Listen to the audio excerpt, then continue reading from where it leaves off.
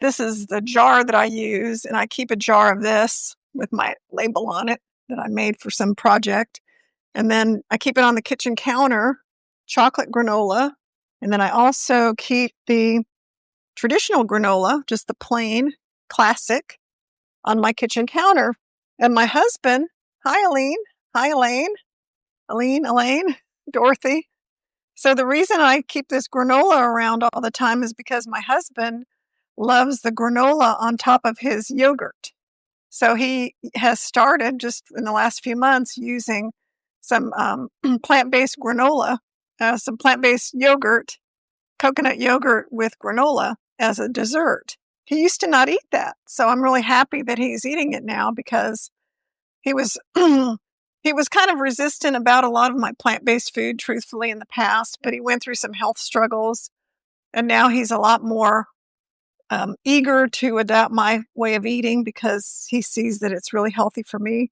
So stuff like, coconut yogurt or cashew yogurt, which I would eat, he didn't have any interest in that. Well, he was told not to eat dairy, fried foods, use caffeine, drink sodas. He had some kind of kidney infection. And so at the kidney doctor's office, I'm thinking, and to go easy on protein, like meat, animal protein. And I'm thinking, aha, he's going to have to eat what I eat. And sure enough, on the way home, hi, Leanna, on the way home, he said, oh, okay, I'll try the granola. And he goes through it like crazy. Well, it lasts quite a while. I shouldn't say like crazy. This has probably been a month and it's almost gone. So I wasn't going to make granola this week. It wasn't in my plans, but I thought I'm going to go ahead and make it because if I don't, he's going to run out. And, I don't want. And he's pretty good about, he doesn't eat it like out of a bowl where I've had a lot of people that will tell me they can't make it because they'll just eat bowls full. My internet connection is unstable. Well, I hope it stays on. Nothing I can do about that. So hopefully our connection will be stable enough to keep this going. Okay, so I have a bowl. Let me know if you have experienced any difficulties. Let's do it quickly. I have a bowl that I'm going to put all the ingredients in. It's really fast to make this. It's not a complicated dish. Of course, it starts with oats. These are just rolled oats, 4 cups, kind you get in the bulk section of the supermarket, and organic rolled oats. And it's good. It's the same thing I use for all my oat recipes. 2 cups of some kind of nuts. So normally I would use a combination of walnuts and pecans or walnuts and almonds.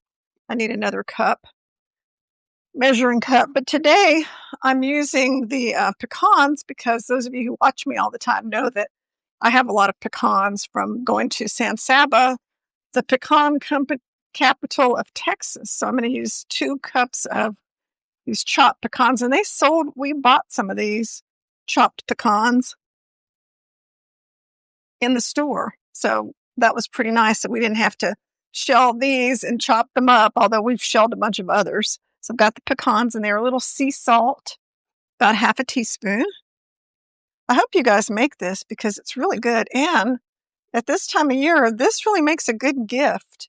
I've given my granola in bags, like colorful bags with labels and everything that I get from, you can either make your own labels, or there's a company called, it used to be called myownlabels.com, but they changed the name. I can't remember the name of the new company, but it's, one of those companies that will make the labels for you. And that works out really well. Teaspoon of cinnamon, just put in there. So salt, cinnamon. I have 1/4 of a cup of date sugar, or you can use coconut sugar. I usually don't add that to my regular granola because it doesn't really need it, but I'm making this for my husband and he likes things kind of on the sweeter side. So because of that, I'm adding that little extra date sugar, which is just dehydrated dates. 3 tablespoons of cacao powder. It's not cocoa powder. It's actually called cacao powder, and it looks like this. And cacao powder is less processed than cocoa powder. So it's got more antioxidants. It's got polyphenols. It says it on the back. and it's better quality than just regular cocoa.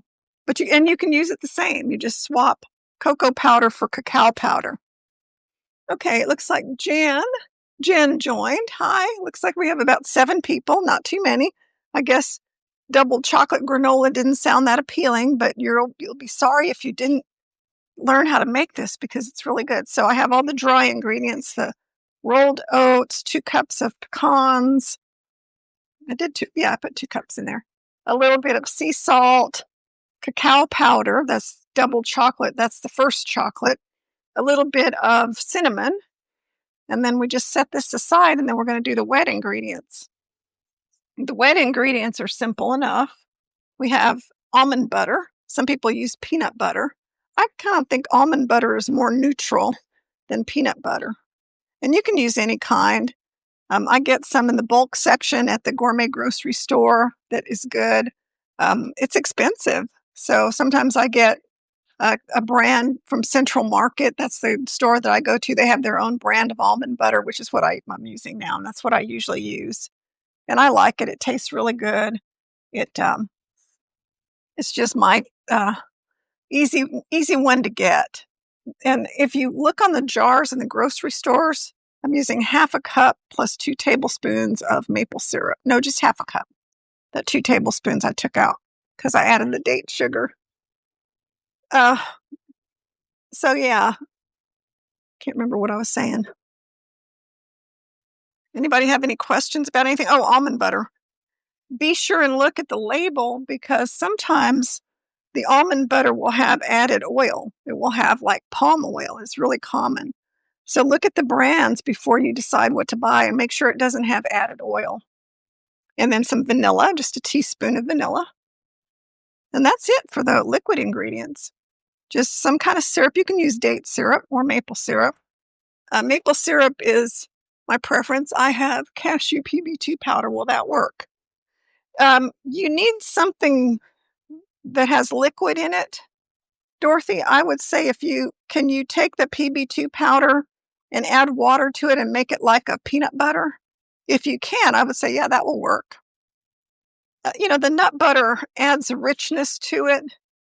So without the nut butter, you can make the granola without any kind of nut butter. The thing is, it will tend to be on the dry side. It won't have that something to hold it together. I guess you could use ground flax seeds mixed with water. Oh, okay, that's what you do. Okay, sure. Yeah, if you can take that powdered PB2 and mix it with a liquid, yeah, then you have the same thing. You have just a half a cup of that.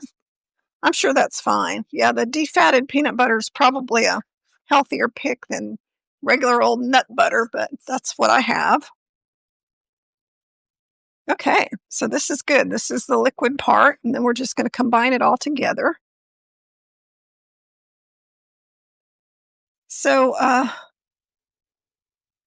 was going to make pumpkin spice granola, and I still will. I was going to make it today, but then I saw how low my husband's favorite granola was, and I thought, well, he'll be happier if I make what he likes. But I can make the pumpkin spice granola another time. It's really good. I haven't made it this year. I usually make it every year about this time. Has anyone ever had pumpkin spice granola? Let me know if you have. Okay, I'm just going to mix this together really well. And then we'll get it on the baking sheet and get it cooking, get it baking. My last ingredient I don't add until after it's baking, after it's done baking, and that is the chocolate chips. And you can use whatever chocolate you like. I get all my chocolate from El Rey in Stonewall, Texas. Sounds delicious. Leanna says, yeah, it's really good. I've made it. And it has fall flavors, pumpkin spice. It's got kind of the pumpkin spice vibe going, where it's got the pumpkin spice seasoning and it's got a tiny bit of salt and pumpkin puree, the typical maple syrup, but it's good. So, you might want to think about how do we eat granola and make it part of a healthy, whole food, plant-based eating program because it is one of those higher calorie density foods because look, it's got the maple syrup, it's got nut butter, it's going to have some chocolate chips in it. So you might think, wow, how could that be something you can eat on a whole food plant-based way of eating? But you can. You just have to be a little bit cautious with how much you eat. You wouldn't want to sit down and eat a giant bowl of it with almond milk. A little goes a long way.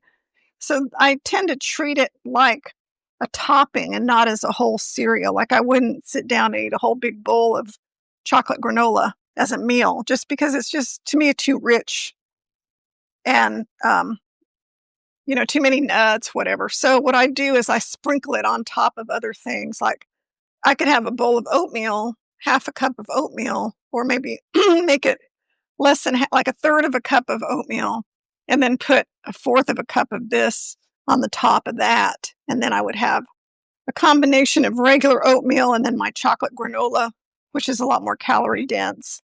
But that would give me the taste of the chocolate granola, but I wouldn't have so much of it. So that's what I do with the chocolate granola. I don't eat it as a big bowl. Now, my husband, he puts it on top of yogurt. So that, I think he uses a lot, though. I think I told him to use a fourth of a cup, which is this much. And I've got scoops. I got a scoop in his granola from Amazon. And the scoop is 2 tablespoons. And that I keep that in the jar. And I know he probably gets about 3. So he probably puts 6 tablespoons of granola in his yogurt on top of my oatmeal or an ice cream. Yeah, that's good, Claudia. That's a good use of it because then you don't have so much of it. Looks like we have about 8 people watching. So you saw me mix that up. I hope you noticed that I mixed it up really thoroughly. I really got in there. It really is better if you get in there with your hands with some gloves on.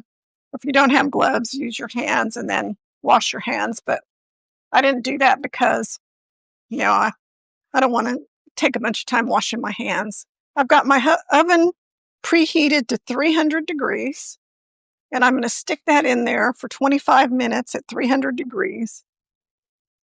Anything higher, it tends to burn, and that's not a good thing. You don't want your granola burnt. So here's the double chocolate granola, and it's on a giant sheet pan. Look how big that is. This is like the size of 2 normal sheet pans. I get these kind of chef size things all the time. Looks like Christina's joined. So, I have 25 minutes.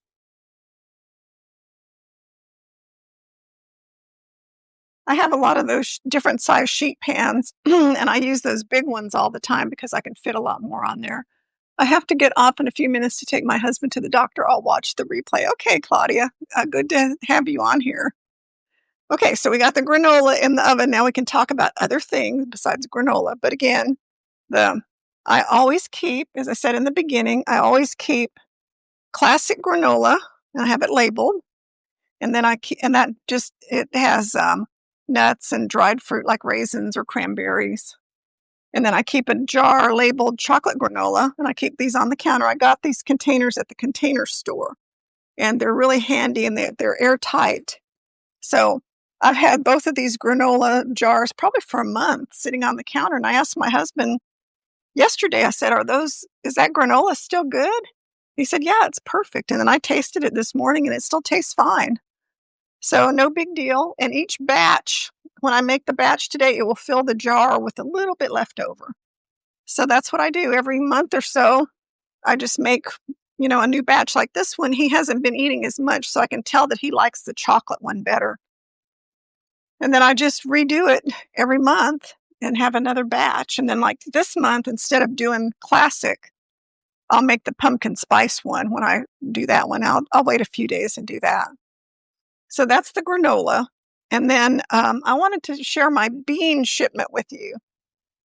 So one of the things that I do as part of my healthy plant-based lifestyle is I eat a lot of beans. So how many of you watching, 10 of you are watching, are on a plant-based way of eating? I'm going to drink some of my blueberry tea. It's decaf and unsweetened. It's really good. Good with some lemon and blueberries. Okay, so if you're on the Daily Dozen, which is what I follow, then you probably understand about the importance of eating beans, lentils, tofu, tempeh, some form of legume.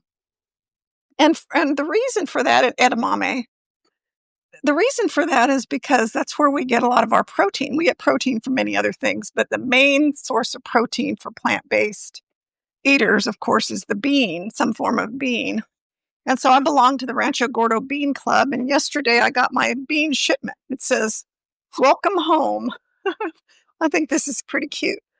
"Welcome home, the Rancho Gordo Bean Club, a happy place for bean people." I've belonged to this bean club for a long time, and I love to get the beans. Whole food plant-based for 7 years, Claudia says. Great. I've been it for 5.5 years, very strict whole food plant-based. Before that, more vegan plant-based, not oil-free. Okay, so what did they send me? They sent me a bag of cassoulet beans. They're white beans. Cassoulet is like it's like a pot that you cook in the oven. I hate to say it's a casserole. It's not really a casserole. It's like a stew almost. And the classic version has all kinds of meats in it and vegetables and beans. But there are plant-based versions of cassoulet, or you could just use them as white beans. This one is good. This is the Super Lucky 2026 Black-Eyed Peas. Black-Eyed Peas, I'll do a live stream when it gets close to New Year's Eve about how to make the black-eyed peas. I make them every year, and I'll actually make mine live this year.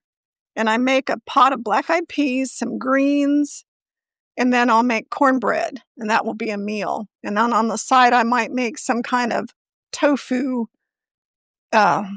marinated tofu that has some maple syrup and mustard and stuff. Hi, Terry. So the black-eyed peas are great. I'll definitely use those. These are some black beans, and this is called Negro de Suelo. I've never seen these before. And that's one thing they'll do. If you belong to the Bean Club, they'll send you new varieties of beans that they don't sell to the public. You can't find them on their website. So that's one of their new beans I've never seen before. They sent black garbanzo beans. Now, I've never made these, and I'm a little suspicious of them because I remember reading Bean Club people talking about how hard they were to cook. So this is one bean that I'll probably cook in the Instant Pot. I usually don't use the Instant Pot for many of my beans, but I'll try it for this one and see what happens. I have Domingo Rojo beans. Now, this is another one I really like. I'll buy this off the website if I run out. It's red beans. And these are the beans that you could use to make red beans and rice. So these are really good beans. Claudia says, I stopped my membership. I just can't eat that many beans. Yeah, I thought about canceling my membership.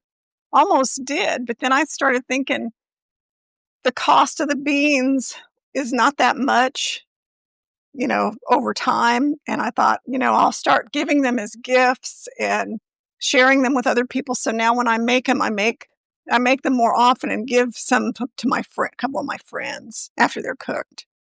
So that way I can make more and it's not such a big deal. Oh, and about halfway through the cooking time of the granola, I'll stir it. So in a few more minutes, I'll get it out and stir it up. Let me get a pot holder to have that handy, because that helps it cook more evenly if you stir it halfway through. So I have my pot holder ready. Okay, let's see. Colleen is on. We have about 12 people. That's good. Then I got yellow eye beans. Yellow eye beans are really soft and tender, and they make a really good soup. And the recipe thing they always send a recipe newsletter. And I can hardly ever find recipes in here that work with our plant-based way of eating. They just have a lot of stuff in there that I don't eat. And they always start with 3 tablespoons of oil, like black-eyed peas, Spanish style, with Spanish paprika. That might be good, actually. But their recipe for the yellow eye beans was creamy bean and caramelized onion soup. So I just looked at the title of that and I thought, I think a creamy bean soup would be good, not using any cream, just making some of the beans pureed and make it creamy. But one of the ingredients in here cracked me up. Well, it's got 4 tablespoons of butter, which of course I wouldn't use. But one ingredient in here was 2 tablespoons of better than bouillon base.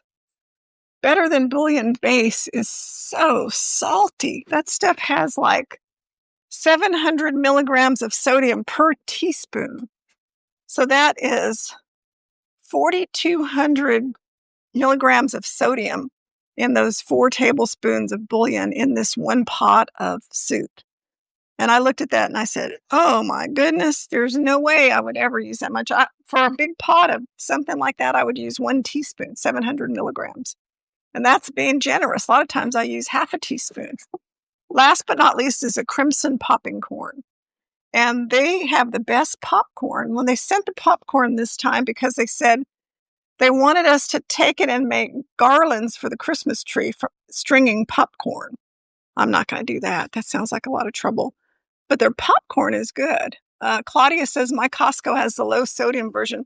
How much milligrams of sodium does that one have, Claudia? Is it like half or just 3/4 or what is it? So then I could put my bean shipment up now that I've shared it with you. I hadn't even planned to do that, but I thought I would give it a try. And also another thing I've been working on, I make a lot, is I sprout. So Dr. Furman uses the same sprouting system. And I went to a conference called the Plant Powered Party, and he was doing a lecture and he was talking about sprouting this, sprouting that. And I thought, I used to try sprouting. I'm going to turn the granola.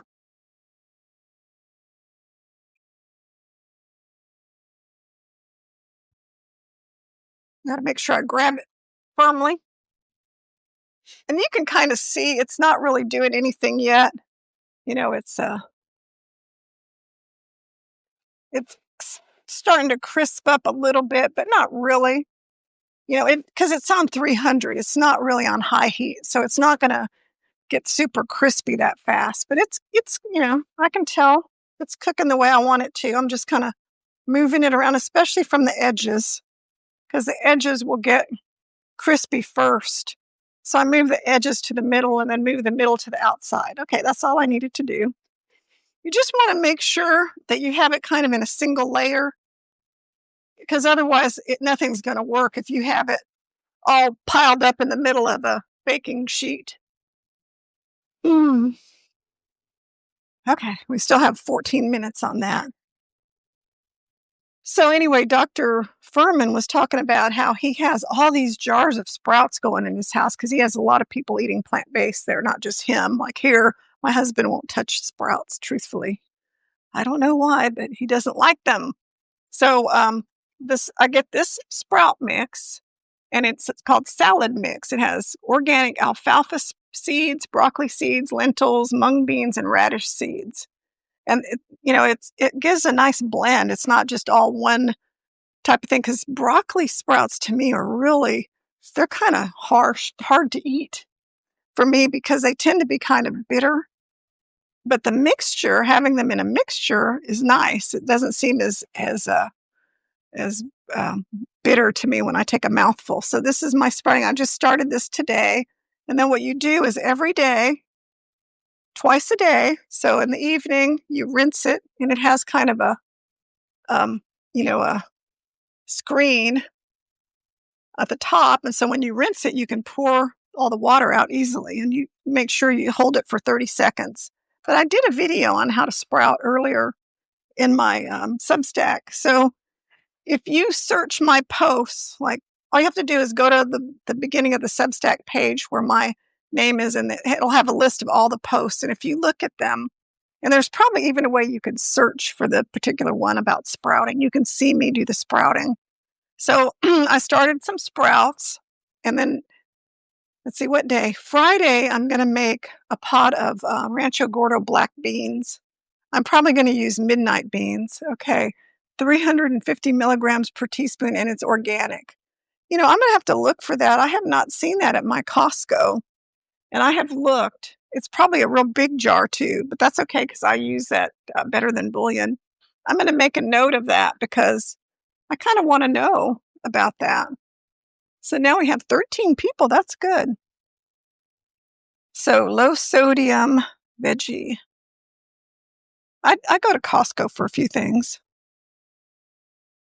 350 milligrams. Yeah, that's good. So the way I get around it now is I use half the amount. So I have the full strength, but what I'll use is 1/2 of a teaspoon, which is half of 700, along with the amount of water that I would have used for 1 teaspoon. So I'm basically doing my own low sodium version. So, I still get the same amount of sodium you would get from using the low sodium version. I'm just using half the amount. So that's my solution to low sodium veggie broth because that's what's been available to me. So the 21-day challenge, how is it going? It's day 10. So, as far as I'm concerned, I even do that with the low sodium one. Well, Claudia, boy, she's the queen of low sodium. Man, she does it with the low sodium one too. And that's good because the more used to low sodium you are, the less you require. And your taste just kind of adapt. And so you don't really care about having tons of sodium in your food. And when you go somewhere like to a restaurant or a friend's house and they serve you something and you taste it, and they've used liberal amounts of salt on everything. And then you're tasting it and you're thinking, oh, wow, this is so salty. Well, it probably is salty, but your taste buds are also not at all used to the salt anymore because you haven't been using salt. So I think it's both. It's if they've put too much salt on it, but your palate is not used to salt anymore. So, I'm kind of real sensitive to that now. And I don't enjoy high sodium food for the most part, unless it's something that, a snack thing or something that you expect it to be really salty and it is, and you're kind of like, oh, it's okay.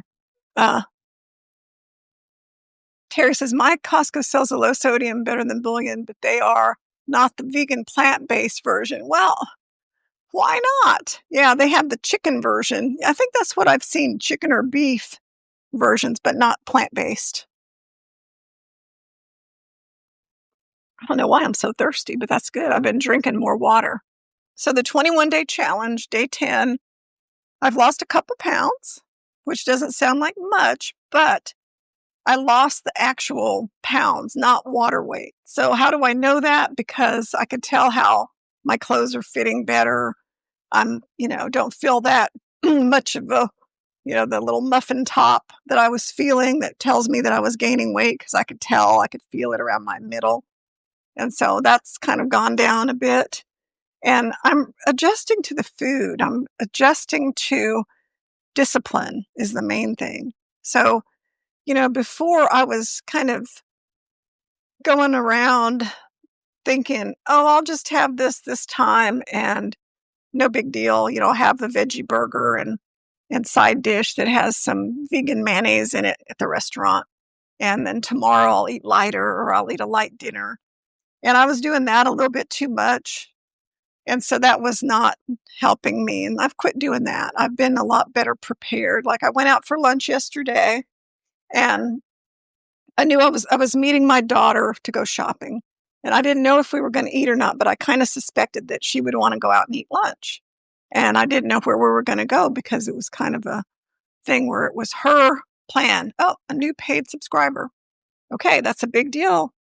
A new paid subscriber, that means I now have 100 paid subscribers. Yay. That's a big milestone to have 100 paid subscribers since I just started this a little bit over a month ago. So thanks everybody for being paid subscribers. That means a lot. And to have 100, that's actually pretty cool. So those of you who are paid subscribers, thank you, thank you, thank you. It means a lot to me. It's very expensive to do recipe testing. And so, it helps to earn a little bit of money from doing this because then I can, keep buying the supplies and spending my time. It's very time consuming to be a person who's doing a lot of creation of recipes and sharing things all the time about cooking and that sort of thing. You wouldn't think so, but you go to the grocery store a lot more. You're using your own equipment, getting new equipment. It becomes like a job that, like anything else. So thank you for being paid subscribers. And if you share, this tells you that we like this format. Oh, thank you, Dorothy. If you share my videos, like restack it, there's a thing called a restack, and at the bottom of the video, it has a little thing. It looks like a little circle thing, and if you hit that, it restacks it. It means it shares it on your page, and that tells other people that I like this. I restacked somebody's thing today. It was a plant-based chef, and he did some kind of a video on salad, and I restacked his because I liked it. And I watched a couple of his videos. It was funny. He does cooking videos too. And he was doing these cooking videos, but he was at this real odd angle where all you could see was the food, and he was off to the side and he was putting the food in this tray. And I was watching it and I was thinking, what's better, to cook food and just talk about the food? Okay, here's the recipe, add this, add that, put it in the oven, and you're done. That was kind of what he was doing. Or is it better to talk about the food and describe the food, cook the food in front of somebody with your face showing, which is what I like to do. I like to engage with you as a human being where you can see my face and I can share things about the food with you, about why I like the food, about where I've taken it or what people have said about it. I want it to be more of a personal communication, not here's a recipe. Because what I believe now is you can go anywhere and you can get recipes for everything. There are so many recipe creators out there now. There are really good ones, Clean Food, Dirty Girl recipe subscription. I have people on my support group that use that. There's the Monkey and Me Adventures and Plant Strong and the Esselstyn, Jane and Anne. And, I could name 50 people who have plant-based recipes. They're easy to find. You can Google recipes for anything. And so why would you watch me instead of Googling a recipe? Because I'm sure you could Google a recipe for chocolate granola. So, it's probably not going to be the same as mine because I do add some special things like, I use a special kind of chocolate, pecans that I picked up myself in San Saba, Texas. Those are all the things to me that are interesting. So there's got to be a reason that you would watch me for a recipe instead of Google or use AI. Now you can use AI and get a recipe for anything too. If you use AI, I use ChatGPT for different things. And I noticed that on ChatGPT, you could ask for a recipe for anything and it'll give it to you. It may not be a great recipe, but they'll give you a recipe. So what I have to do is I have to figure out why you would watch me make something that you could find on a search engine or an artificial intelligence. And all I can think of is you have to connect with me and find it interesting. Oh, Dorothy says it's about the plant-based community. Yeah, and feel connected, because in this day and age, people don't feel very connected to real people. We spend way too much time on devices, looking at screens, watching people doing things, watching reels. You can scroll through TikTok or Facebook or Instagram reels for hours. And instant gratification, you're watching all these people cooking, doing silly things, interacting in weird ways. And now all these reels and Instagram are full of artificial intelligence kind of things. They're not even real. They're fake. They're I don't know what to call it. They're artificially created. They're not real people. Or they're not real stories. And they drag you into these long stories about people's lives, and they're not even real. And then they leave you with no ending and take you to a bunch of what do you call that? Clickbait, just ads for stuff. And the ads for things are everywhere. And I just got sick of it. I just said, I'm spending too much time trying to create stuff to keep up with everybody. And, I just kind of felt like I was not enjoying that so much, like trying to figure out what to do and how to earn or gain attention. I appreciate that your recipes represent what you eat. I call them tried and true recipes. Thank you, Terry. I appreciate that. Yes, I would not share anything with you that I don't personally eat. And that brings up another point. When I was talking about demonstrating recipes for Thanksgiving, I was saying that I was going to do recipe demos this month for Thanksgiving to share what I make for Thanksgiving. Well, I just kept putting it off. I could make this casserole. I could make green beans. I could make sweet potatoes. I could make cornbread dressing, all the things that I'm planning to make. I could make those for you and show you how to make them. Well, I kept putting it off because I just didn't feel like doing it. And I thought, well, I told them I was going to do it, and then I haven't done it. And then I said, you know what? I'm not going to do it. And here's why.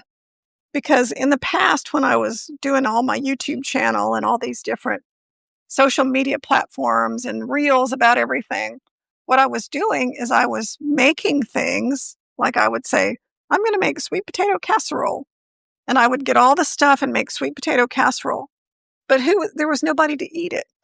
And even then, if there were people to eat it, I would also have it.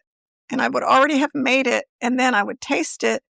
And on the day that I wanted to make it, which is Thanksgiving Day or the day before, I would not want to eat it because I've already made it and I've already had it and it doesn't seem appetizing at all. So it ruined the experience for me. Dorothy says, everybody is cooking, but I want to be a part of a group that eats and supports the way I choose to eat. Yeah, that's good, Dorothy.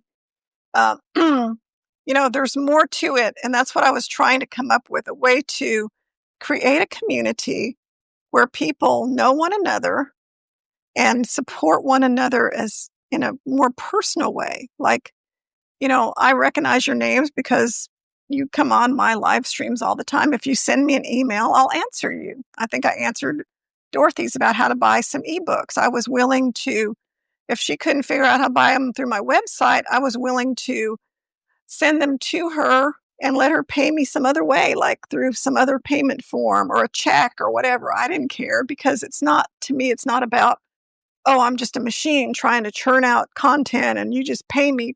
It's not about that. It's about have a relationship with me about our lives together as whole food, plant-based people trying to be healthy. And so those are the things that matter to me. So I didn't feel like making my Thanksgiving food now. I'm going to get this out of the oven because I thought it would ruin my experience of eating them next week. Isn't that kind of funny? It's not funny, but I didn't want to do a thing where I'm, acting like a recipe creator where the important thing, I'm going to put this on here in a second, where the important thing with a recipe creator is the recipe and showing it to people, showing it off. I'm not doing that. Okay, while it's hot, I'm going to put most of the chocolate chips on here. This is a cup of my dark chocolate. And even though I used to put it on after the granola cooled, what I discovered was by mistake, because I put the chocolate on one time when the granola was still warm and it was warm enough to melt the chocolate. And then I said, oh no, this chocolate's going to melt. So then when it was cooled off, I had this like chocolate chunks of granola that all had melted chocolate on them, and they were so good. And I asked my husband, I said, well, do you like the chocolate chunks covered with the chunks of granola covered with chocolate, or do you like the chocolate chips in there? And he said, I like both. So my new way of making it is to put chocolate chips on it while it's hot, save about half of them. Then when it's cool, add that half. So I have both. You don't have to do it that way. You can wait until it's cool and put them all on here. But, the granola is finished and you can hear how crunchy it is. And it's dried out. And it dries out even more. You can't really see it on this kind of dirty utensil. But you'll see that as it cools, it will get crunchy and some of it will stick together. And it's just going to be perfect. I can already tell. And I just got my hand all messy with melted chocolate. So all the things I was going to make, and I'm going to write about this today, probably. All the things I was going to make, corn casserole, green beans, sweet potato casserole. I bought all the stuff and I was going to make it. And I said, nope, I'm not going to ruin my experience of Thanksgiving to get people to watch me. I'm not doing that. I'm just going to wait until next week. And on Wednesday, I'll probably make the sweet potato casserole live because it's the day before.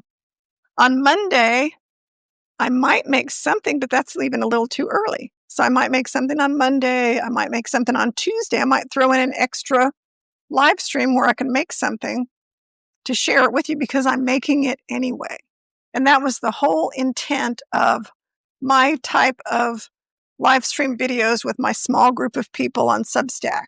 And the whole point was, instead of trying to gain the attention of thousands of strangers on Facebook or Instagram or whatever, that my whole point was to engage a group of people who are paid subscribers, who want to go deeper with me, who want to learn more about stuff, that I would give them content that I don't share with everybody, such as this kind of video where we're not just making a recipe, we're talking about granola, bean shipment, sprouting, and Thanksgiving.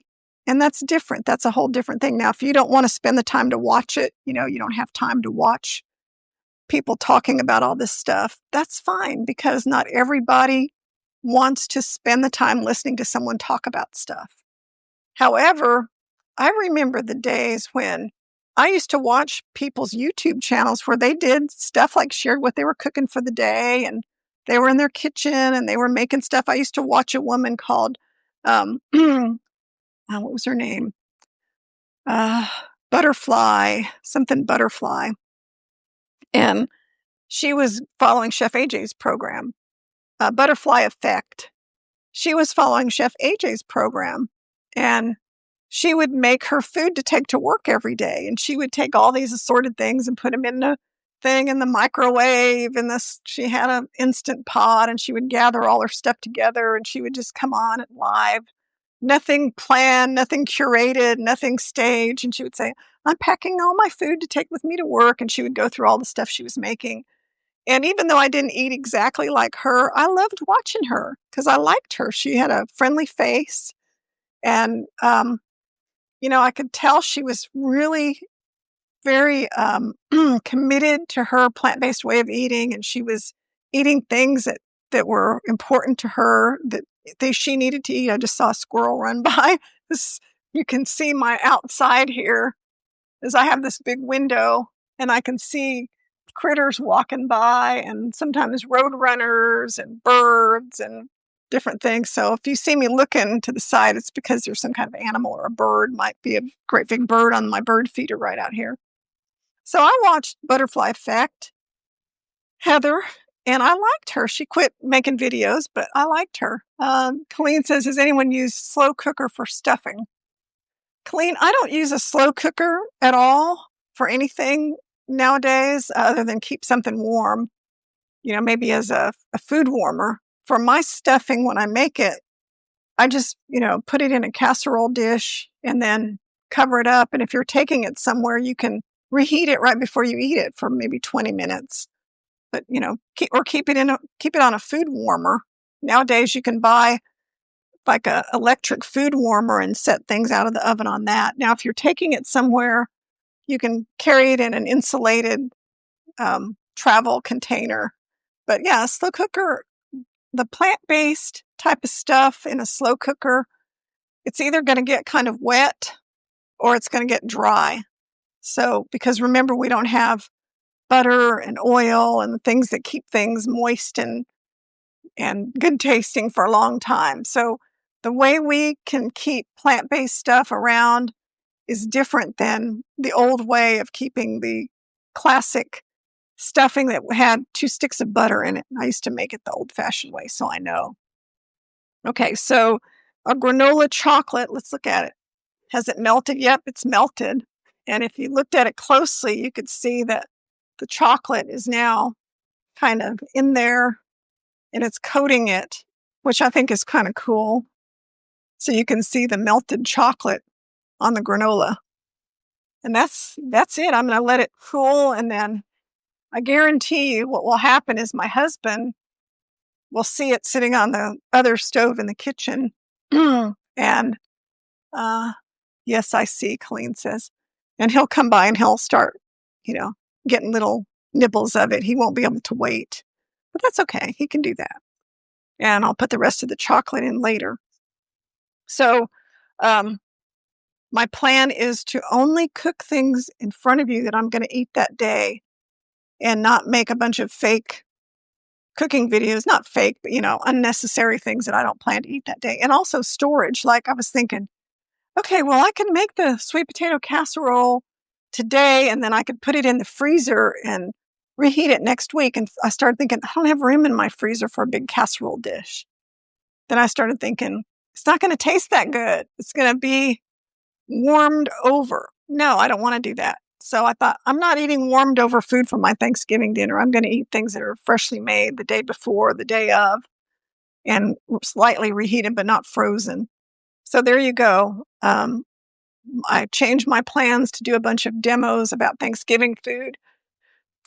Oh, goodness. I will demo food that I am actually eating or talk about it. And I do have plans to make some things. In fact, I get inspired strange ways about making my plant-based food. So today I was scrolling, which I try to stay away from, but sometimes I'm scrolling. And this reel popped up, and a guy was saying, I went to Chipotle, and our Chipotle burrito bowls for 2 people and 2 drinks cost $52. And I just went, what? What kind of burrito bowl for 2 people is $52? So I started thinking, and he said they got double meat. So what they got that was so expensive is they got beef, carne asada, whatever, burrito bowls with double beef. So they paid extra. So they probably paid more. And I thought, well, how much is the bowl I used to eat? Because I don't go to Chipotle anymore. The bowl that I used to eat was like a vegetable burrito bowl with tofu sofrito. Sometimes I used to get that, or just beans and no tofu sofrito. So I went and looked all the prices up for that. And it was, if I were to go get a bowl like what I'm going to make for dinner tonight, it would be about $15. And I started thinking, gosh, 2 bowls and 2 drinks probably would be closer to $40 by the time you add tax and everything for 2 burrito bowls. Thought that's pretty high. And so I started thinking, how much does it cost me to make my own copycat Chipotle at home, which I do have a recipe. In fact, I did a YouTube video. If you're interested, you could look at my YouTube channel for Chipotle bowl, and it's a copycat recipe.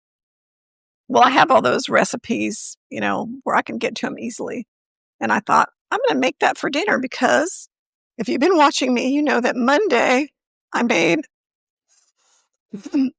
me a drink.